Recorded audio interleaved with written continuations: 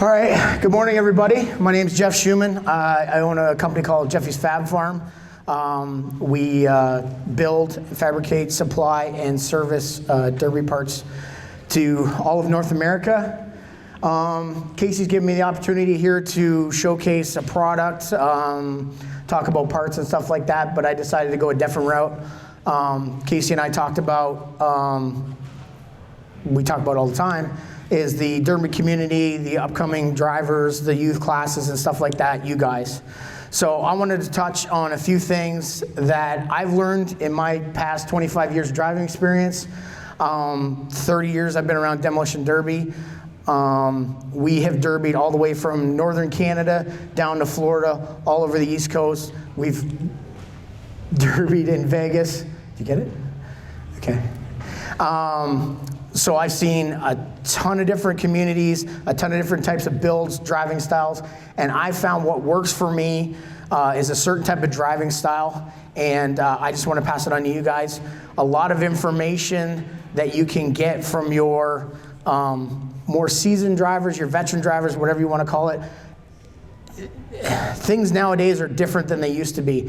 Back in the day, you had to get somebody to take you under the wing. Now the derby community is big, it's a lot more friendly, and pretty much anybody will let you come into their circle, give you tips, tricks, hints, that kind of thing. And it's a lot better to be a new driver nowadays than it was when I started out cutting my teeth. But I just want to touch on a couple of things. So how many youth drivers we got here? Up and comers. Okay. So what did you guys get when you came through the door? And if you didn't get something, raise your hand. We got one guy here. Oh, two.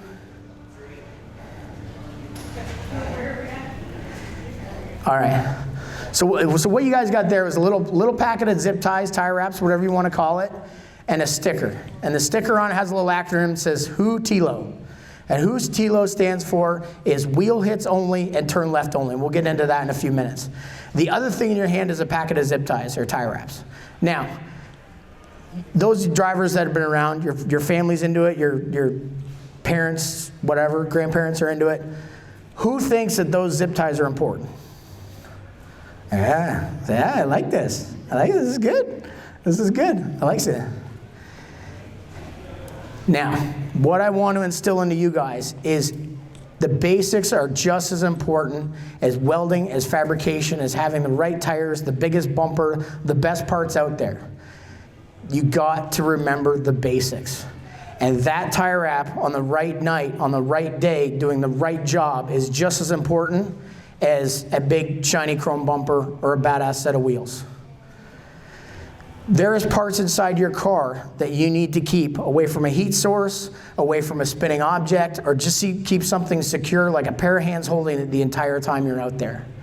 Nothing you do to your car matters if your fuel pump wire comes off. Nothing out there matters if your starter wire comes off. So as long as you keep your car running and moving, you have the tools to win a demolition derby. So on a Friday night in the shop, when you're thrashing, getting ready to go, always remember the basics, because none of it matters if you can't get it on the trailer. None of it matters if it won't start. So that's what I want to teach you guys. It's very, very important. So my gift to you guys is in your toolbox at home. You're going to start one if you don't already have one, your little gift bag, your little starter bag to take to the track. Those are yours. Don't let your parents steal them. Don't let your grandparents steal them. Hey, I need one of those. Nope, Jeff gave them to me. They're mine. And one day that tie wrap could win you a derby. Okay? That's what's very, very important. Those are for you guys. And one day that will be the key to success. I know lots and lots of drivers, and I've been all over the country, met tens of thousands of people. And the best drivers and builders out there will go through their car hours before, the night before at the track. Make sure this is tied out of the way. Make sure that's tied out of the way. Make sure this is secure. Put your hands on it. Give it a wiggle. Oh, it doesn't look right. I'm going to tie that back out of the way so that nothing's going to yank on that cord and make it go bad. So that's the best information I can give to you guys as up-and-coming drivers is pay attention to who does what inside their car, because the basics is what wins demolition derby. All right? So go into the acronym there, HUTILO. Wheel hits only and turn left only. Now, I've drawn a really crude drawing of a car. I'm a welder, I'm not a drawer. I'm good on the computer, but not with my hands. What we have there is a crude grid. Pretend this is the Derby ring. This is the pit where you guys race. 99% of them are a rectangle, okay? Do you guys believe me when I say track position is important? Do you guys understand what I mean about that, track position? Just like circle track racing, just like being in the right position on a football field. I'm not into sports, but I can do that analogy. There is only 2 spots. If your car is facing forward like this is the top. Obviously, it's the top. If your car is facing forward, can anybody tell me, if you're a veteran driver, there's only 2 squares that your car should be positioned in if your car is facing forward? This is 1, 2, 3, 4. Can anybody tell me as a veteran driver what positions, if your car is facing the ceiling, what squares you would run in? 1 and 4. If your car is facing forward. Why did you choose 1 and 4? What's that? That's the direction you're moving, because you want to use the back of the car primarily, right? Basically, is that what you're saying? Sorry? See, here we go. So you can take that. So if you're trying to protect the front of the car, and you want to use the back end only, the only 2 spots you can use are 1 and 4. He's correct. There's another part of that equation. Who believes me when I say 3 and not 2? Devin? Yeah. You raise your hand. Yeah. Why would I use 3 and not 2? Passenger side against the wall. Correct. Why is that? The track shot to the passenger side sucks. And why do you primarily only get a track shot on the passenger side? Because there's less chance of getting the driver's. There we go. So, if your car is facing backwards, now the equation changes to 2 and 3. But what would be your other go-to if you're now facing the other direction? I'm just trying to get one little point across. Go ahead. 1. Why is that? Because passenger side would be towards the wall. There we go. Now, some drivers out there are going to be like, you're completely wrong. I've run this way. I want to protect my driver's door, so I keep it against the blocks. And I totally completely understand why guys do that. But if I've got 100% of my car exposed, and I've got 100% of my car that can be hit, and I've got the other side of my car where only 75% can be hit, but when that thing is moving, your window of opportunity to get hit on that side gets smaller and smaller as you move.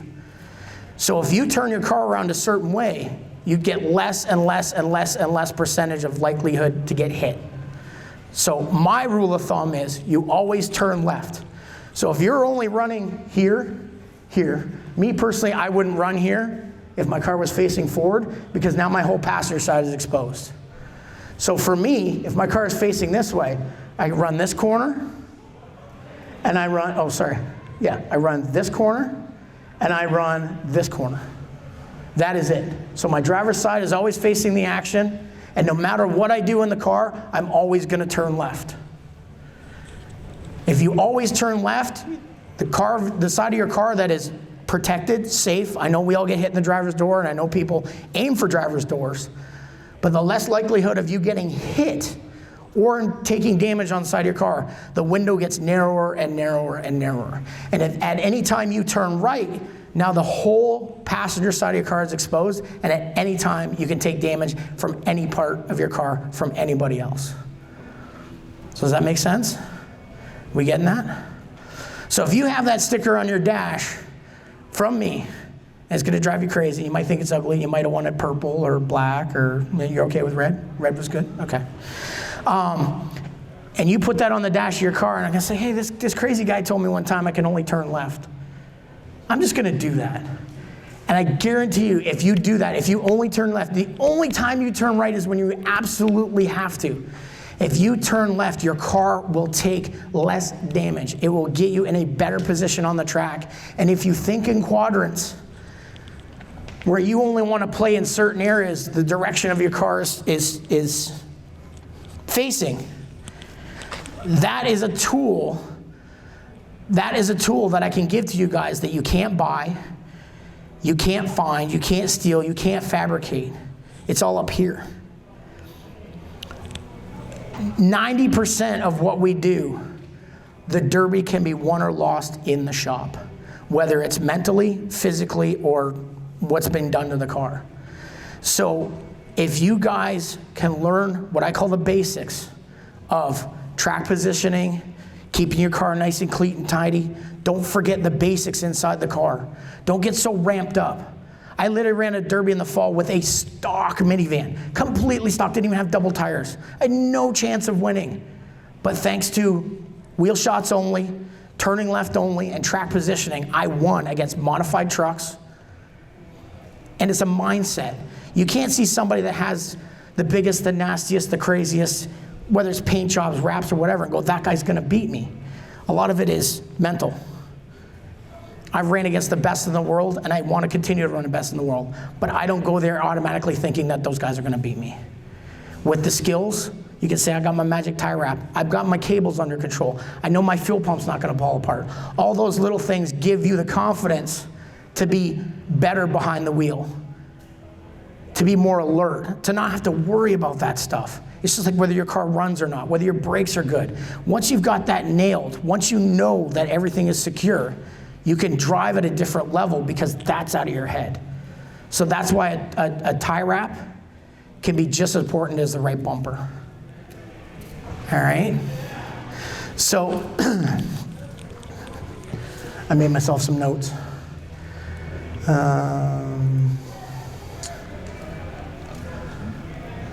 All right. Now, to wheel shots only. Basically, can anybody tell me why it's more important to hit a wheel than anything else? Because it will immobilize the car. Absolutely. Why would I not want to smash the guy's trunk in? Because that wouldn't do it.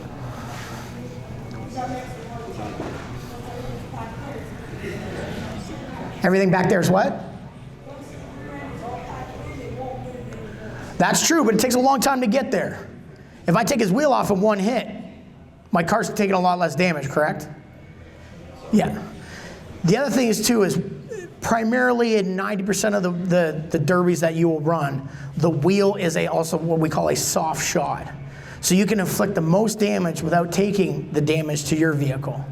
So a lot of the front wheel drive cars, even the rear wheels don't really matter. These cars will function and go and go and go with even two wheels. I've seen it. Wheel shots are important for two reasons. You can inflict the most damage to your competitor and take the least amount of damage. I know we're all get wound up and we're all high-strung and we get going and we want to make that crazy, crazy shot. Piling the back of the front of your car into the back of somebody else's car is great for video if you want to do that, but a lot of guys that do that don't have the trophy at the end of the night. So it all depends how you want to drive. It's your driving style, it's your choice. But if you're going to put in the time and the effort and the money into these cars and you want to be a track champion at your local show or whatever, these little tips can make the difference between your car getting completely destroyed or your car functioning and you being able to take out the competition and take on the least amount of damage. So, did you switch the thing over? The other one, did you put the sticker up?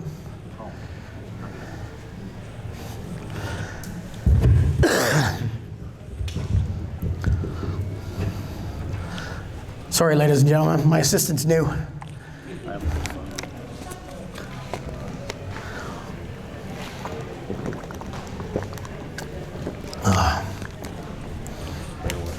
It's okay.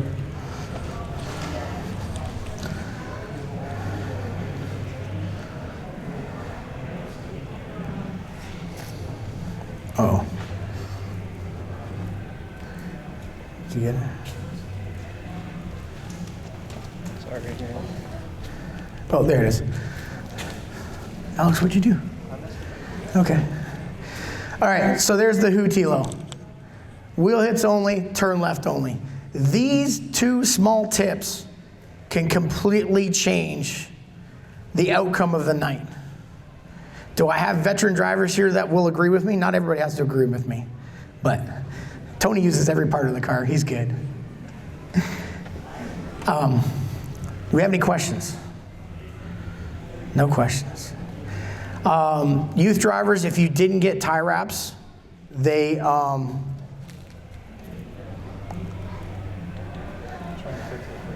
it's all right, I'll be the guinea pig.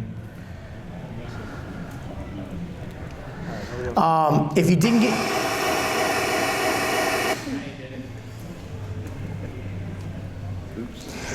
get your tie wraps, I'll have a bag there at the back when we're done to get your tie wraps. If anybody would like a wheel hit only sticker, we have a few. You're more than welcome to have as many as you want.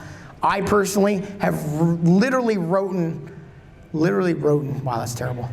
Literally have written on friends' cars, turn left on their dash bar because they're having a bad night. I myself have got caught in a bad, there's Jay.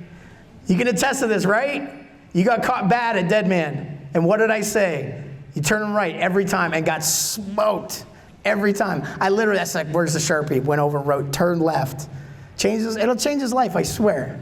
And he's laughing at me because, but I have literally done it for drivers. I myself have gotten caught in a bad position on the track and just went, what am I thinking? And literally turned the car around and the rest of the night completely changes. So it's not written in stone. It doesn't work for everybody, but I know for me and a lot of my friends and a lot of the different places I went to, if you observe the best of the best and the veterans out there, they have great track position. They always seem to put themselves in a position where they're not in harm's way. Turning left is humongous for that. Turning right just gets you into so much trouble. We call it the Ricky Bobby theory: turn fast, go left, or turn left, go fast. So, but yeah, that's what I wanted to touch on. Any questions? Let me know. Come see us at our booth. You guys can talk to me in private if you want to have any questions. You can always hit me up on the internet, on Facebook. I'm always around for that. And that is about it. Now what happened? Now what do we got? Oh, cradle parts. You sent me that picture. So that's some LS parts. Any questions? Doesn't have to relate to driving. Just any questions while I'm up here. I figure I have the floor. So, anything to add, Devin? Did I nail it? Figured it? I don't know about that, but I'm originally from Ontario, Canada. In Southern Ontario, we have a driving style that we developed that everybody knows about. And it wasn't until I started traveling across the country I realized people drive way differently. But when I went to Virginia with my Southern Ontario driving style, it really got noticed. And that's when I decided, maybe I'll let people know that there's different ways to do things. So, is that it? Yes. All us Southern Ontario champions all drive the exact same way. Back home on a Saturday night in the feature, it literally looks, hey guys, it literally looks like a circle track race because nobody will give up track position and everybody turns left. It's kind of fun. It's kind of boring for the crowd, but yeah, everybody fights for track position. It's absolutely hilarious. So yes, Mark. When's the last time you worked a 40-hour week? It's usually by Wednesday is a 40-hour work week. Was October? Yeah, exactly. It was a 40-hour work week between Saturday morning and Sunday morning this past weekend. So that was literally no sleep. So it happens, but thank you. Yeah, we work really hard. Things are good for us, and we just want to get back to the drivers. So that's why I'm here for this. Thank you, Casey, for giving us this platform. And any other questions? We're good? No? All right. Thank you, everybody.